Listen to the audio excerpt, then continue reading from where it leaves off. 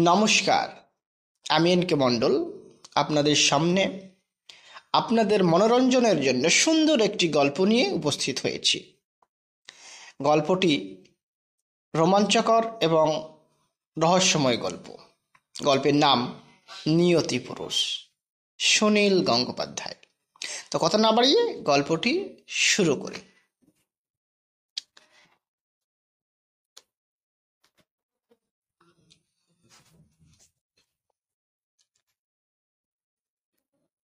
রাত প্রায় 11:15।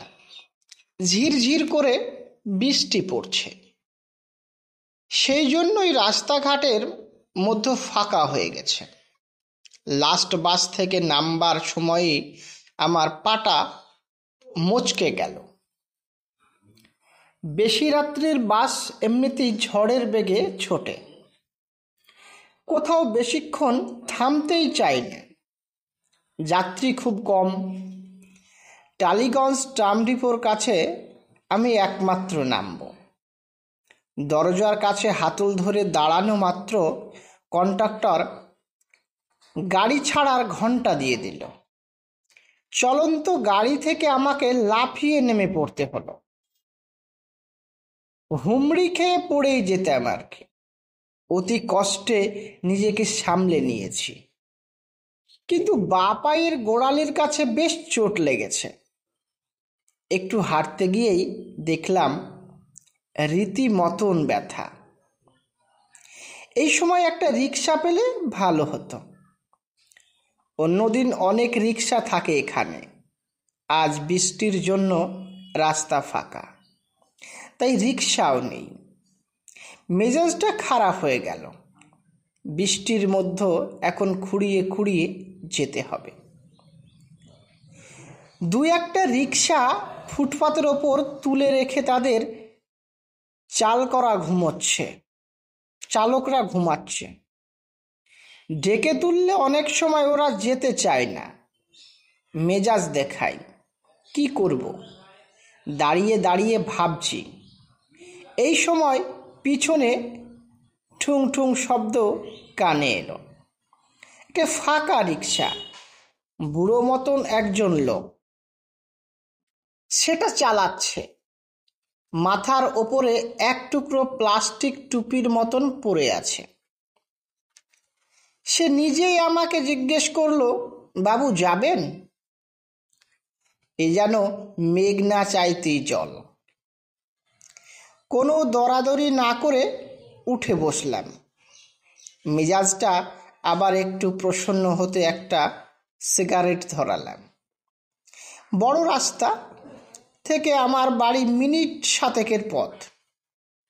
সেখানে পৌঁছবার পর আমি নেমে পড়ে রিক্সাওয়ালাকে একটা টাকা দিলাম।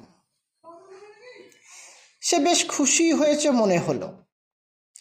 অনেকখানি ঝুঁকে সেলাম করলো। তারপর যখন আবার সোজা হলো, তার মুখখানা দেখে আমি দারুণ চমকে উঠলাম। কেন চমকালাম তা নিজেই জানি না। খুব সাধারণ চেহারার একজন বুড়ো, মুখে অল্প অল্প দাড়ি, খুব একটা খারাপ দেখতেও নয়। তবু চমকে ওঠার কারণ কি কিন্তু বুঝতে পারলাম না। শুধু বুকের মধ্যে শিরশির করতে লাগলো। ভেতরে এসে সিঁড়ি দিয়ে ওঠার সময়ও মনের মধ্যে খচখচানিটা রয়েছে। লোকটার মুখে চোখে তো অস্বাভাবিক কিছু নেই, তবু হঠাৎ ওকে দেখেই আমার গাটা কেঁপে উঠছিল কেন। জামা কাপড় ছেড়ে আলো নিভিয়ে বিছানায় শুয়ে পড়ার পর মনে পড়ল এই রিক্সাওয়ালাটার সঙ্গে আর একটা লোকের দারুণ মিল আছে। বছর 1.5 আগে সমস্তিপুর থেকে ফিরছিলাম একবার, একাই। স্টেশনের হকারদের কাছ থেকে 2টো ডিম সিদ্ধ আর 3 পাতা আলুর দম খেয়েছিলাম। ট্রেন ছাড়ার আধ ঘন্টার মধ্যেই আমার অসম্ভব পেট ব্যথা শুরু হলো। 3 বার বমি করলাম, কিছুতেই পেট ব্যথা কমে না। বাথরুমের বাইরে দরজার কাছে মাথা ঘুরে পড়ে গেলাম একবার। মনে হলো আমার কলেরা হয়েছে, আমি এক্ষুনি মরে যাব। হয়তো মরেই যেতাম।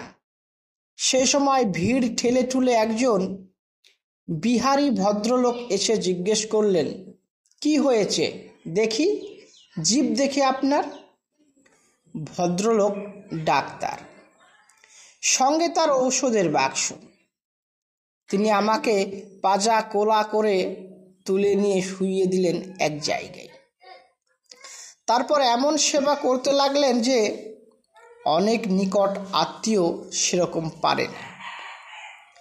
তার ঔষধে কিছুক্ষণের মধ্যে আমার পেট ব্যথা কমে গেল, আর একটা ঔষধে আমি ঘুমিয়ে পড়লাম।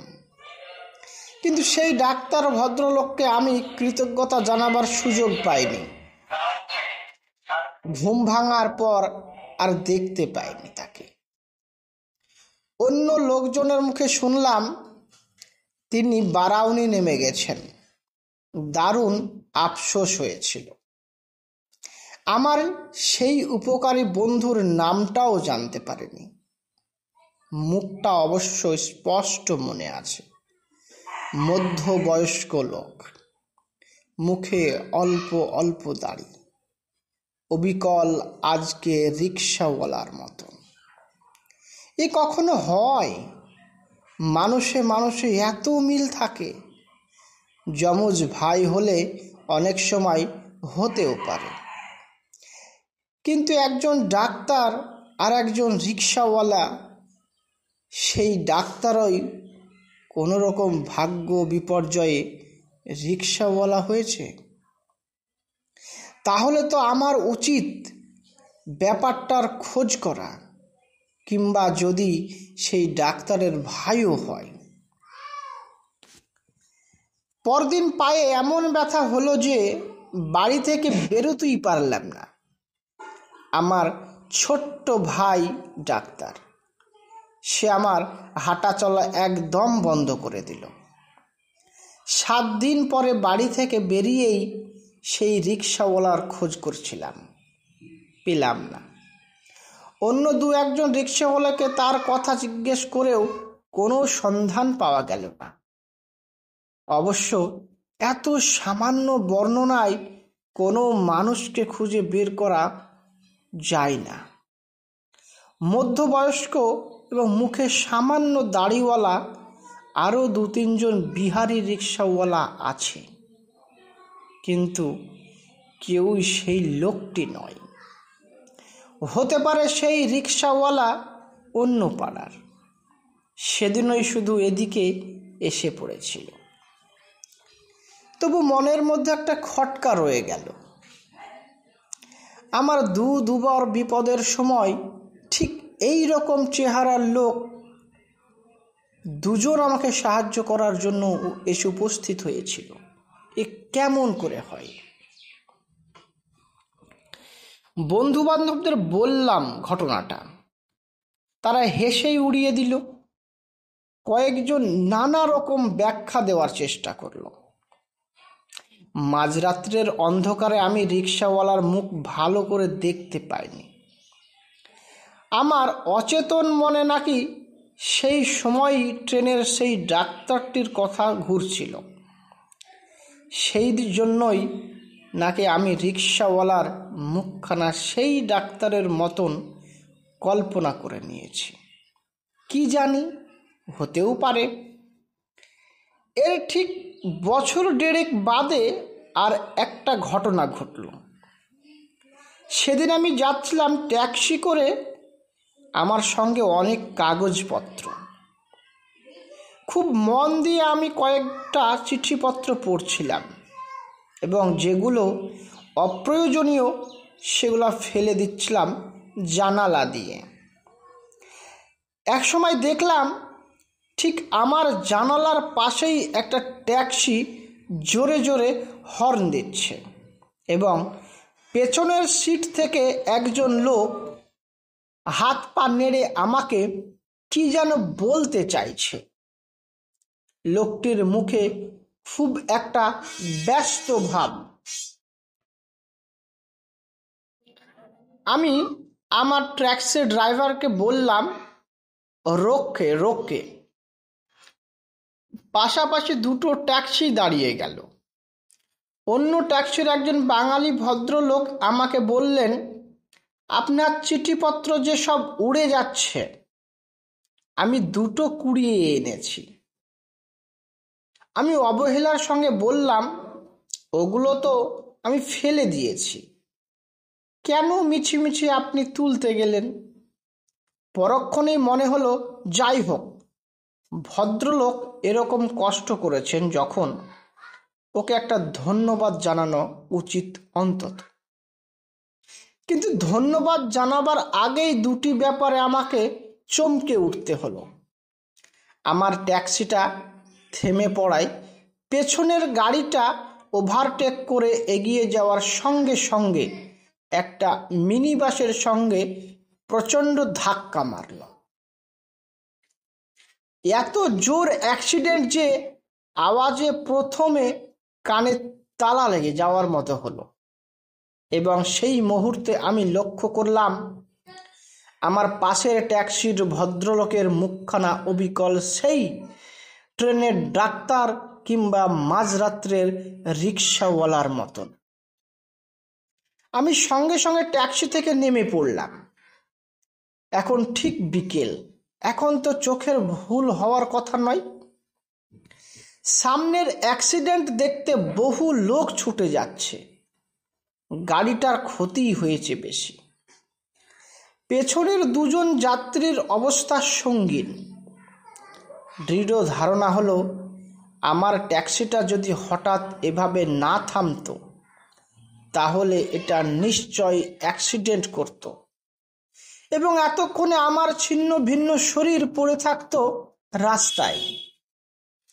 এই ভদ্রলোকই আমাকে বাঁচিয়েছেন। আমি অন্য ট্যাক্সির জানালার ধারে গিয়ে বললাম, আপনি আমার কাজ আজ যে উপকার করলেন তা ভাষায় প্রকাশ করতে পারবো না। কি বলে আপনাকে ধন্যবাদ জানাবো? ভদ্রলোক সামনের অ্যাক্সিডেন্টটা দেখে একেবারে বিহুল হয়ে পড়লেন। ফিস ফিস করে বললেন, ওরে বাবা, কি সাংঘাতিক অ্যাক্সিডেন্ট! কেউ মারা গেছে নিশ্চয়। এই সুযোগে আমি ভদ্রলোককে ভালো করে দেখে নিলাম। মধ্যবয়স্ক, মুখে অল্প দাড়ি, খুব লম্বা কিংবা বেটে নন। সব কিছু সেই ট্রেনের ডাক্তারটির মতন একরকম। আমি বললাম, আপনি এখানে একটু নামবেন? উনি বললেন, আমার বিশেষ জরুরি কাজ ছিল। কিন্তু এখন তো যেতে পারবেন না, রাস্তা জ্যাম হয়ে গেছে। তাই তো, কি যে করি। ট্যাক্সি ভাড়া মিটিয়ে দিয়ে উনি নেমে পড়লেন। আমি বললাম, আজ আপনি আমার প্রাণ বাঁচিয়েছেন। উনি লজ্জিত হয়ে বললেন, না না, আমি আবার কি করলাম? আপনার চিঠিগুলো উড়ে উড়ে পড়ছিল। যদি কাজের জিনিস হয় আপনি হয়তো লক্ষ্য করেননি, কিন্তু আপনি ওই জন্য আমার ট্যাক্সিটা না থামালে আমি ওই অ্যাক্সিডেন্টে পড়তাম নির্ঘাত। কলকাতার রাস্তায় কখন যে কার অ্যাক্সিডেন্ট হবে তা বলা যায় না। সামনের গাড়ি থেকে তখন একটা মৃতদেহ নামানো হচ্ছে। ভদ্রলোক মুখটা ফিরিয়ে নিয়ে বললেন, ইস, এইসব দৃশ্য আমি একদম দেখতে পারি না। আমি বললাম, চলুন কোনো দোকানে বসে একটু চা খাই। উনি বললেন, আমার বড় জরুরি কাজ ছিল। কিন্তু কি আর হবে। আমার অনুরোধে ভদ্রলোক রাজি হয়ে গেলেন। আমি তখন কৌতূহলে ছটপট করছি। ভদ্রলোককে বাঙালি বলেই মনে হচ্ছে, যদিও অনেক বিহারি পরিষ্কার বাংলা বলতে পারে।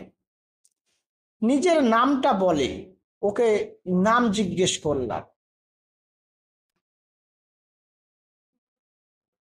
উনি বললেন, আমার নাম কৃষ্ণচন্দ্র হালদার, খাঁটি বাংলা নাম। তবু চেহারায় এত অসম্ভব মিল কি করে হয়?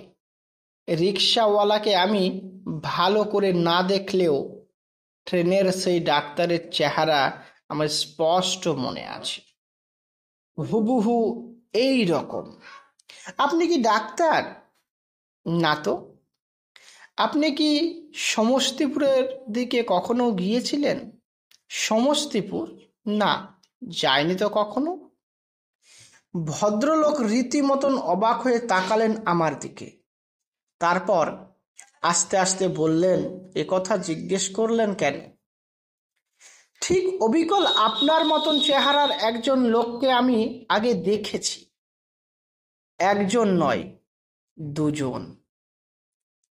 কৃষ্ণচন্দ্র হালদার হাসতে হাসতে হাসতে আরম্ভ করলেন। হাসতে হাসতেই বললেন, সে কি মশাই, ঠিক আমার মতন চেহারা? তা হয় নাকি? আপনার কোনো ভাইটাই? আমার তো কোনো ভাই নেই। কিছুতেই কিছু মিলছে না, অথচ আমার মনে দৃঢ় বিশ্বাস ঠিক এই রকম চেহারার দুজন লোককে আমি আগে দেখেছি। প্রত্যেকবারই আমার কোনো বিপদের সময় কাছাকাছি একটা চায়ের দোকানে ঢুকলাম, ট্রেনের সেই ডাক্তারটিকে আমি কিছুই শোধ দিতে পারিনি।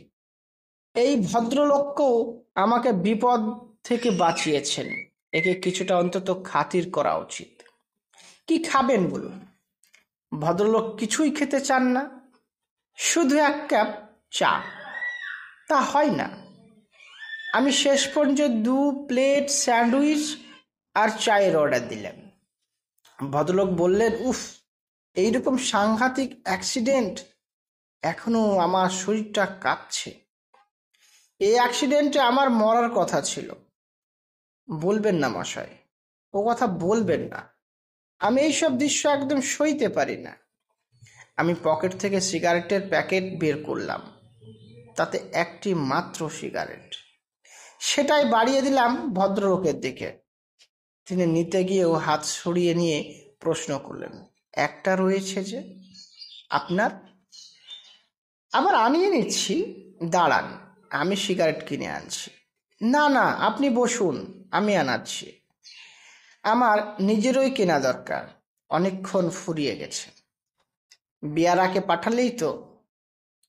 ভদ্রলোক সে কথা শুনলেন না, নিজেই সিগারেট কিনতে বেরিয়ে গেলেন। আমি আমার হাতের কাগজগুলো গুছিয়ে রাখতে লাগলাম।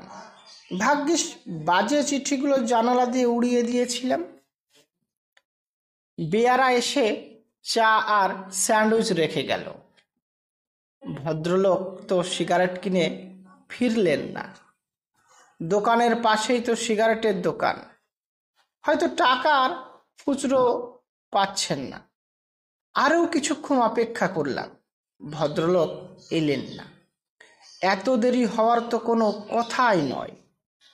উঠে গিয়ে দরজার বাইরে উকি দিলাম। সিগারেটের দোকানের সামনে সেই ভদ্রলোক নেই। সেখানে এগিয়ে জিজ্ঞেস করলাম, মুখে দাড়িওয়ালা একজন লোক এখানে এসেছিল একটু আগে? দোকানদার বলল, না তো। অনেক খোঁজাখুঁজি করেও ভদ্রলোককে আর পাওয়া গেল না। সেই 2 প্লেট স্যান্ডউইচ আর চা আমাকে একলাই শেষ করতে হলো। ভদ্রলোক চলে গেলেন কেন? হয়তো খুব জরুরি কোনো কাজের কথা মনে পড়ে গেছে। জরুরি কাজের কথা তো বলছিলেনই, কাজেই আর একটা ট্যাক্সি পেয়ে উঠে পড়েছেন। কিন্তু আমাকে একবার বলেও গেলেন না। মনের মধ্যে খটকাটা রয়ে গেল। ধন্যবাদ। গল্পটি সুনীল গঙ্গোপাধ্যায়ের রচিত। গল্পটি যদি ভালো লাগে অবশ্যই সাবস্ক্রাইব করতে ভুলবেন না। ধন্যবাদ।